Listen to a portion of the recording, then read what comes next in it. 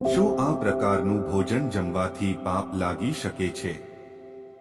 આવા દરેક પ્રશ્નનો જવાબ તમને આ વિડીયોમાં મળશે. તો મિત્રો, તમને વિનંતી છે કે આ વિડીયોને અંત સુધીમાં ખાસ જોવો જોઈએ.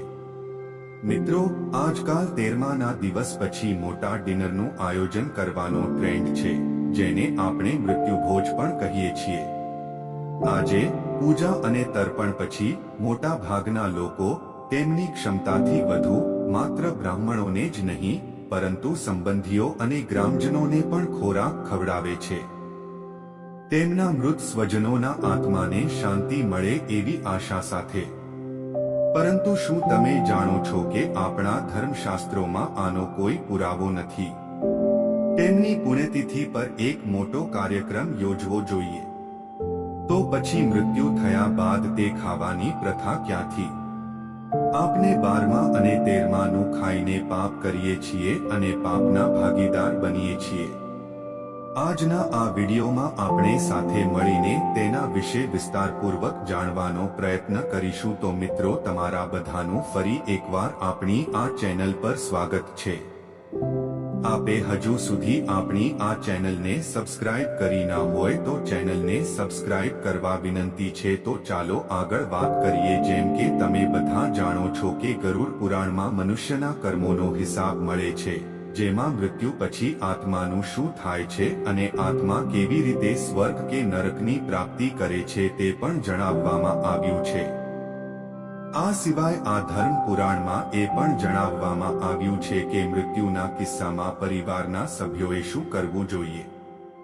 ગરુડ પુરાણ મુજબ જ્યારે કોઈ વ્યક્તિનું મૃત્યુ થાય છે તો તેના પરિવારના સભ્યોએ આત્માની શાંતિ માટે તર્પણ અને પૂજા કરવી જોઈએ અને તેમની યમલોકની યાત્રા પૂર્ણ કરવી જોઈએ, જેથી મૃતકની આત્માને આ મુશ્કેલ યાત્રા કરવાની શક્તિ મળે. હકીકતમાં જ્યારે આત્મા શરીર છોડી દે છે ત્યારે તે નિર્બળ બની જાય છે. આવી સ્થિતિમાં 12 દિવસ સુધી પરિવારના સભ્યો દ્વારા દાનમાં આપવામાં આવેલ ભોજન ખાવાથી આત્માને ચાલવાની શક્તિ મળે છે. મૃત્યુ પછી 10 દિવસ સુધી દાન કરવામાં આવતા મૃત શરીરમાંથી મૃત આત્માના વિવિધ અંગો બને છે. 11મા અને 12મા દિવસે પિંડદાન સાથે શરીર પર માંસ અને ચામડી રચાય છે. પછી 13મા દિવસે જ્યારે 13મું કરવામાં આવે છે ત્યારે મૃતકના નામે જે પિંડદાન આપવામાં આવે છે તેનાથી તે યમલોકની યાત્રા કરે છે. એવું માનવામાં આવે છે કે આત્મા 12 દિવસ સતત ચાલે છે અને તેના ગંતવ્ય એટલે કે પ્રભુધામ સુધી પહોંચવા માટે ઘણી મુશ્કેલીઓ સહન કરે છે. તેથી જ હિન્દુ ધર્મમાં 13મી ઉજવવાની પરંપરા છે, પરંતુ અમુક જગ્યાએ સમયના અભાવે કે અન્ય કારણોસર 13મી, 3જા કે 12મા દિવસે રાખવામાં આવે છે. આ દિવસે મૃતકની પ્રિય ખાણીપીણી બનાવીને તૈયાર કરવામાં આવે છે અને ત્યારબાદ બ્રહ્મભોજનું આયોજન કરવામાં આવે છે અને બ્રાહ્મણો દ્વારા ઉજવણી કરવામાં આવે છે. દાન દક્ષિણા આપીને મૃતકની આત્માની શાંતિ માટે પ્રાર્થના કરવામાં આવે છે. અહીં તમારી જાણકારી માટે તમને જણાવી દઈએ કે આજકાલ બ્રહ્મભોજને જ મૃત્યુભોજ કહેવામાં આવે છે, જે યોગ્ય નથી, કારણ કે બ્રહ્મભોજ બ્રાહ્મણોને જ આપવામાં આવે છે, સગા સંબંધીઓ અને ગામડાના માણસોને નહીં. ગરુડ પુરાણ અનુસાર મહાબ્રાહ્મણોને 11મા દિવસે અને 113 બ્રાહ્મણોને 13માના દિવસે અથવા તેમની ક્ષમતા મુજબ ભોજન આપવું જોઈએ. તેમજ બ્રાહ્મણોને સફેદ સેફી નામનું વાસણ આપવું જોઈએ. તેનાથી આત્માને શાંતિ મળે છે. હવે દોસ્તો, તમારા મનમાં આ પ્રશ્ન અવશ્ય ઊભો થતો હશે કે જો મૃત્યુ પર્વની કોઈ જોગવાઈ નથી તો તેની શરૂઆત કેવી રીતે થઈ? વાસ્તવમાં ગરુડ પુરાણમાં પણ પાઘડીની વિધિનો ઉલ્લેખ છે.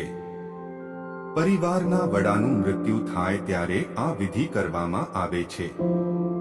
આ પછી ઘરના નવા વડાની પસંદગી કરવામાં આવે છે અને પાઘડી, જેને દાસ્તા પણ કહેવાય છે, વિધિપૂર્વક ઘરના સૌથી વૃદ્ધ જીવિત પુરુષ સાથે બાંધવામાં આવે છે. રસમ પાઘડીની વિધિ અંતિમ સંસ્કારના ચોથા દિવસે કરવામાં આવે છે અથવા 13મા દિવસે આયોજન કરવામાં આવે છે. હવે છેલ્લા પ્રશ્ન પર આવીએ છીએ. જો કોઈ વ્યક્તિ અંતિમ સંસ્કારની મિજબાનીનું આયોજન કરે છે તો શું તે ખોટું છે અને શું તે મિજબાની ખાનારાઓને કોઈ પાપ લાગે છે? તો મિત્રો, આ પ્રશ્નનો જવાબ આપણા ધર્મશાસ્ત્રમાં સીધો મળતો નથી, પરંતુ જો તમે મહાભારતના અનુષ્ઠાન પર્વની એક ઘટના પર ધ્યાન આપો તો તમને જવાબ મળી જશે. વાસ્તવમાં મહાભારતના યુદ્ધ પહેલા એવું થયું હતું કે શ્રી કૃષ્ણ દુર્યોધનના ઘરે સંધિ કરવા ગયા હતા અને ભગવાન શ્રી કૃષ્ણએ દુર્યોધનને કોઈ પણ કિંમતે યુદ્ધ ન કરવાની સલાહ આપી, પરંતુ જ્યારે દુર્યોધન રાજી ન થયો ત્યારે શ્રી કૃષ્ણ ત્યાંથી પાછા ફરવા લાગ્યા. આવી સ્થિતિમાં દુર્યોધને શ્રી કૃષ્ણને ભોજન કરવા કહ્યું.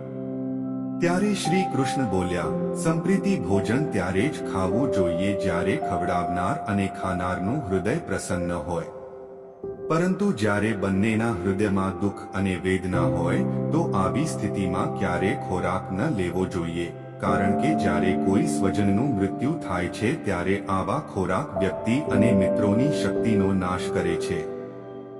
કોઈ વ્યક્તિનું મૃત્યુ થાય છે ત્યારે 13મીમાં આવનાર અને જેમના ઘરમાં મૃત્યુ થયું હોય તે બંનેને છૂટા પડવાની પીડા અનુભવાય છે.